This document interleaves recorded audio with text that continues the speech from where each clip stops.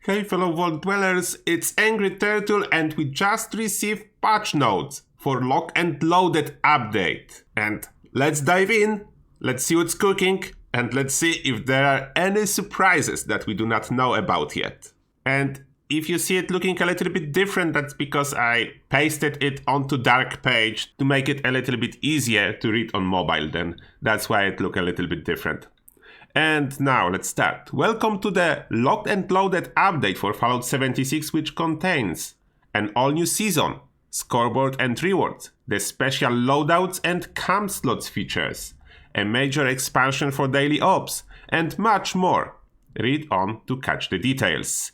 And we have update highlights, claim new loot from Season 4, reboot your special, build a second home, vending and display updates, double the daily ops, user interface improvements, and we'll see exactly what this all means.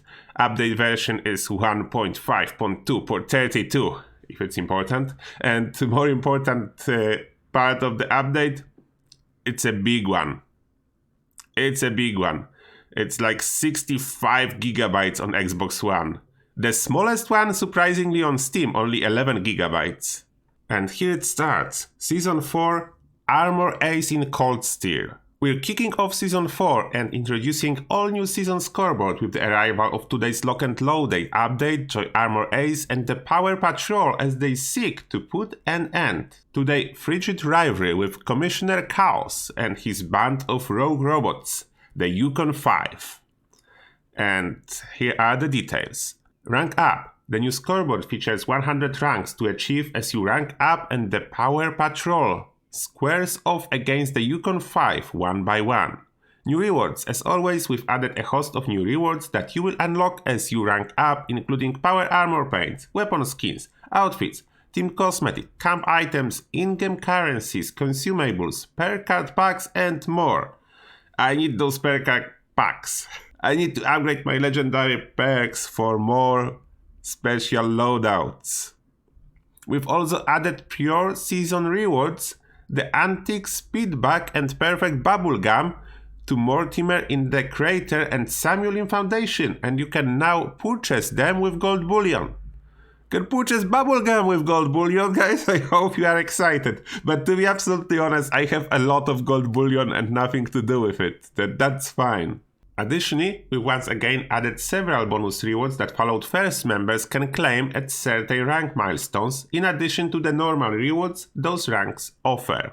Mannequins. This season introduces mannequins, which are display cases you can use to show off some of your favorite outfits, headwear, under armor, and backpacks that you've collected. You can claim a set of male and female mannequins for your camp by reaching rank 25 on the Season 4 scoreboard.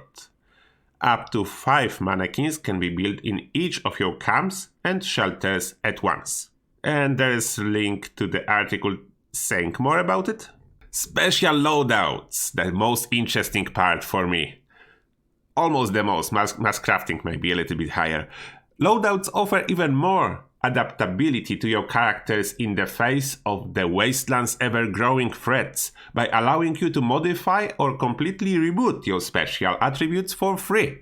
And that's the important part. Special respec is free. Visit a punch card machine at any time to adjust your special to your heart's content. Change your perk card selection and save your new custom setup into a slot. Your characters will gain access to special loadouts starting at level 25. Currently, each character can have up to 2 special loadout slots, and you can swap between them using a punch card machine. In addition, you can rename your loadout slots, which will help you quickly tell them apart. At level 25, you will learn the plan to build a punch card machine in your camp so that you can change up your loadouts whenever you head home. While in your camp, open up the build menu, navigate to the crafting tab, select the punch card machine and place it down. We've also placed punch card machine at train station throughout Appalachia, in the Crater, and at Foundation. You can use any punch card machines you find in other player camps as well. We've removed the Move a Point option on the level up screen, since special loadouts allow you to change your stats much more easily. And for free. That's important. There is as well a link to the article if you want to read more. Next we have camp slots. Have you ever found the perfect spot to start building a new Appalachian home, but you just couldn't bring yourself to till down your current camp? That difficult decision is a thing of the past with camp slots, which allow you to build and maintain 2 camps at once. Just a quick warning here, if you'll be using this feature, choose your second camp slot first. Don't try to place your camp unit in different spot before you choose second camp slot, or you will accidentally erase your main camp. Choose the second camp slot first. Each camp you construct is now saved as a camp slot, which you can access and manage through the new camp slots menu in the upper left corner of the map.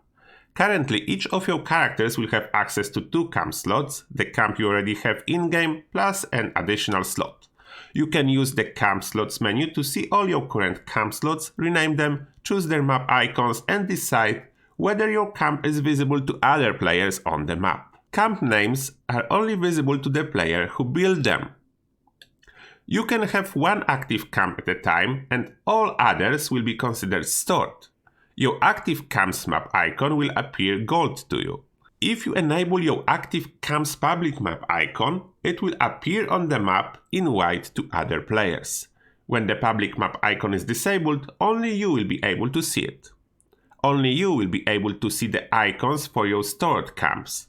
Additionally, powering a vending machine no longer automatically adds a vendor icon to your camp's location on the map. Instead, you must set this yourself from using the camp slots menu. To change which camp you would like to use, head to the map to click one of your camps or select in the camp slots menu and then choose Activate Camp. Your stored camps will not load into the world, show icons to other players on the map, or produce resources from resource generators. Then basically yes, you can have only 1 camp active at a time and second camp does nothing. Vending machine and display cases update. With the introduction of camp slots, we have also made changes to the way vending machines and display cases work. Your vending machines will have the same shared inventory across all your camps, so that you will not need to reassign the items you would like to sell every time you build a new camp. We have also merged all vending machine item slots into a single pool, which means you will now be able to sell the maximum number of items with just 1 vending machine. The downside is you will not be able to organize them based on the vending machine. They will be just all together. Other types of camp items like refrigerators and fermenters now also share the inventories across your different camps. Your display cases, however, are not shared across camps, which will give you the ability to show off different items at each of your homes. While we were working to implement camp slots, we also added the ability to build and use display cases and vending machines inside of your shelters. Vending machines in shelters will share the same slots and item assignments as those you have built in your camps. Display cases you build inside shelters will allow you to assign different items from any displays you may have in your camp. Finally, we've made an adjustment so that items you place into your display cases will no longer consume any of your camp build budget. And that's a big one. No build budget consumption from items displayed. I was curious if this will stay in the live version, and they did it. No budget loss because of items being displayed. The best one at the end of the list. And of course, link to the article again, and then we go into Daily Ops expansion. Today's update nearly doubles the amount of available Daily Ops content, with the addition of the new decryption mode as well as new locations, enemies, mutations, and rewards. New mode, Decryption. In Decryption mode, you're on a mission to disable free radio interceptors from Venom Dodge. To do this, you will need to hunt for free enemy code carriers and then take them down to get a special code you can use to disable a radio interceptor. Enemy waves you face will become more difficult after each interceptor you disable until you've killed the Daily Op boss and pulled the plug on the final interceptor. New mutations. Enemies in Decryption have a new default mutation called Savage Strike, which makes their attacks more deadly and causes them to ignore your armor resistances. We've also added several new mutations to the randomized pool that can apply to enemies in daily ops mode. Group Regeneration. Enemies heal when grouped together. That's the one we want to get because in practice it does nothing. Swift-footed. Enemies have extra fast movement and melee attack speeds. Not the worst one. Toxic Blood. On death, enemies leave behind poisonous hazard pool. This actually can harm you if you don't have any poison resistance. Then new enemy types. We've added Scourge, Muffman Cultists and Mole Miners to the pool of randomized enemy types you may encounter in any daily ops mode. New locations. Fight your way through Vault 96, Watoga Raider Arena and Westek Research Center, all of which have been added to the randomized pool of locations for daily ops. And I will restrain myself from commenting about Vault 96. Rewards updates. In this update for daily ops, we're adding a host of new rewards, including new covered scout armor, which has some built-in stealthy utility. We finally are getting stealth armor as a possible reward from daily ops. We're also adding plans for the Unstoppable Monster and Medical Malpractice legendary weapons and a variety of new plans for objects you can build in your camp. If you do not know, those legendary weapons were previously available as rewards for doing challenges in survival mode that no longer exist in the game. Following community feedback, we've also rebalanced daily ops rewards list to give players a better chance at getting rare rewards. And that's the best chance, the last point. And of course, link to the article. Additional design updates. Combat. Melee attack updates. We've implemented a number of fixes, tweaks and improvements to player melee attacks so that your strikes more consistently meet their targets. And that's a really good one, as melee was doing poorly recently, and finally they get into it and it should be way better. We will see how it will work. It was working great on PTS. Fingers crossed, the same will happen on the live servers and it will work well as intended. Events. Hunt for the Treasure Hunter. Keep an eye on our community calendar for upcoming Hunt for the Treasure Hunter weekends, because Treasure Hunter mole miners have found some new loot that you can claim for yourself. And we want the new loot. They have new loot, we'll take it. User interface. Aim assist. We've added a new game setting for players who use controllers that will help them more easily snap their crosshairs to enemies and stay on target when aiming down the sides with ranged weapons. Then you'll guys let me know how well it's working for you on consoles. Batch crafting. You can now assemble, forge, cook, or manufacture an entire stack of an item all at once using a new slider that we've added when you're crafting at a workbench, and that's huge! Finally, in one click, you can craft as much ammo as you want. I mean almost, it's capped at 255 crafts at once, then that's how it works. To do this, select the item you want to craft and then adjust the slider to the quantity that you need. World Activity Updates. The World Activity menu now includes more than daily ops. It will now help you stay up to date with many more activities in the world, including active nuke zones, events, and nearby player vending machines, giving you an easy way to find and fast travel to them. I'm curious if there will be any easy way to find those vending machines if they will be hidden inside shelters, as you can do this now. I cannot wait for the feedback about hidden vending machines. Let's see what will happen. Improvements and bug fixes. That's usually the interesting part, and we'll only check whatever is interesting. I will not read every single one in here. And that's a big one. Power armor. Portions of Raider's Scabber, Raider Wester, and Armor Ace power armor sets no longer block part of the screen when using heavy weapons in first-person view.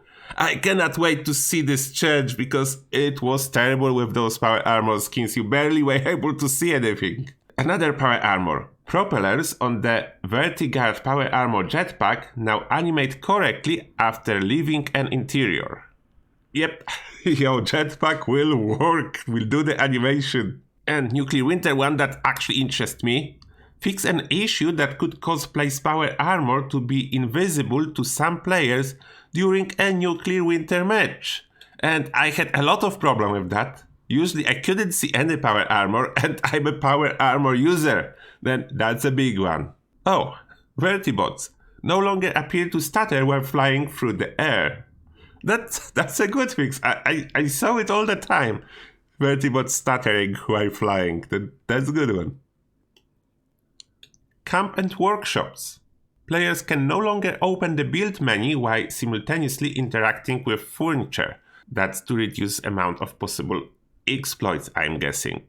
Fix a rare issue that could cause a player's stored budget to exceed 100% despite having no items in storage. Is it the fix for the phantom budget being used? I think so. Then that will be great. Oh, perimeter wall railings can once again be built on upper floors. That's great, as this limitation was totally unjustified. Address an exploit that enables players to stack the bonuses from furniture buffs. Oh, I didn't even know about this one, and they fixed it, that's good. Stairs with posts can now be stuck on top of themselves. This will allow players to construct multi-level 2x1 staircases without needing to use stand-alone posts. I guess that's good. Challenges. Daily ops enemies like cultists, blood eagles, robots, and etc. now correctly progress daily challenges that require the player to kill specific types of enemies. What is good? Daily ops fixes. When leaving a daily ops, players are now correctly returned to the location where they joined the op rather than their last fast travel location. Oh, that was really weird one. I'm glad it's fixed. Fix an issue causing certain daily ops enemies to have lower defenses than intended. Which one was it? Was Blood Eagles not intended to be easier than others? They didn't specify which ones. Okay, we'll see. Oh, upon completing a daily op, enemies will now stop spawning and any that still remain will be automatically destroyed. That's cool. I hate being shot when I'm checking my reward screen. That's good. Added new sound effect to eye bumps in the robot faction to help warn players. But they are harmless. Maybe they will not be anymore, we'll see. Made layout improvements to the burning mine and the barrows to aid player movement and reduce disorientation. Okay, they reduce amount of the maze in those locations. Alright, we'll see. Next, fix an issue that could cause the rare rewards section of the operation report to appear blank after completing a daily ops quickly enough to reach an upper reward tier. Then we should always see what we got. That's good. Resilient. Fix an issue in which resilient enemies sometimes did not die after players hit them with valid melee attacks. What's good because resilient are already terrible without any bugs. Teams. Team leaders are no longer kicked from daily ops instances if the team disbands. Yeah, that was not always welcome. Or that was never welcome, but that's good that it's fixed. Uplink mode. Increase the interaction speed of the uplink objects, and that's great. Hopefully they fix as well the exiting power armor while interacting, but we'll see. Fix an issue in the burning mine that could cause not enough enemies to spawn during uplink mode. Not enough enemies to spawn? I never experienced that. Don't know what they mean. Never experienced that. Items fixes. Some apparel correctly display on top of the player armor. An empty power armor chassis no longer occasionally appears when another player enters a set of power armor. Then they remove those phantom power armor chassis bug. That's good. And fix everyone was waiting for. The Har and Park Ranger power armors now have appropriate damage and radiation resistances. They fixed it, they work as a power armor again. Oh, Damage numbers displayed when attacking with a salvage Assaultron head now match the damage dealt. And here it's unclear. Did they fix Assaultron heads to actually deal indicated damage, or did they change the damage that is shown on the screen to actually be much lower and show what this weapon is doing? Because the first option will be good. The second one will be really bad. Is Assaultron head that's charged 20 times should actually kill a target. Oh no! Weapons. Melee weapons now properly take condition damage when attacking. I'm afraid it means more than it looks like. Let's see if my Shredder minigun will break instantly again or not. Performance and stability fixes, and there is a bunch of fixes for crashes and performance. As usually, therefore I will not discuss it. It's in every patch note about the same, and we never know what it does. Legendary perks. Electric Absorption now works against enemy laser attacks in addition to energy attacks. That was bugged and lasers were not healing if it was like from a turret. If it's now healing and regenerating your core, that's a huge buff to Electric Absorption. That's already a great perk. We'll see, but does look promising. Some quest and events fixes, nothing critical here. Sound fixes. Bubbleheads play correct sound when consumed. Compound bow sound. Curtain door now plays appropriate sound effects when opened or closed. That's good that they changed it from like regular door sound effects. Emotes, the laughing emote sound effect now stop playing if the emote is interrupted before completion. Alright. Emotes no longer bear like imposter ship scratch when they explode. Alright, alright, that's good. But I was thinking that was intended. I had no clue it was a bug. Rustic watermill proper sound when destroyed. Alright, next, user interface. Fix an issue that could occasionally cause the game controls to lock up when exiting a workbench. Happened to me once, then that's good that it's fixed. Oh, that's a big one. Big one here, custom item names. After selling an item that had a custom name, that custom name slot will now be correctly returned to the player so that they can rename another item. And that's a big one. If you didn't experience it, you do not know, but if someone was renaming items for sale, after a short while, he were not able to rename a single item, like those slots were lost, then that's a welcome fix. Exploit. Fix an exploit that could allow players to equip more perk cards than intended. Another one I never experienced. But that's good, they're fixing exploits I don't even know about. Oh, and that big one for a lot of you. Notifications. Fix an issue on login that caused the player's season rank to visually reset to 1 in the menus, and fanfares for all of their previously earned ranks to play in sequence.